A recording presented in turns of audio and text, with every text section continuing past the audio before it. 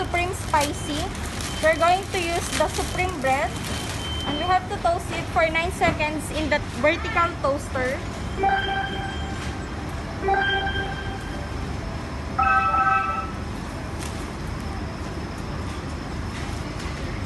Okay, so once it's ready, we have to put 20 grams of KFC dressing with a zigzag motion.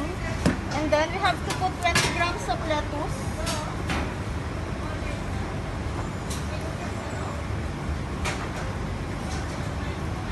And then we have to put the 2 pieces of strips.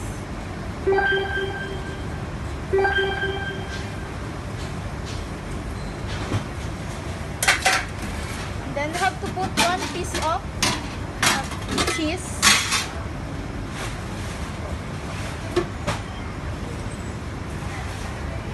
And then 1 piece of turkey ham.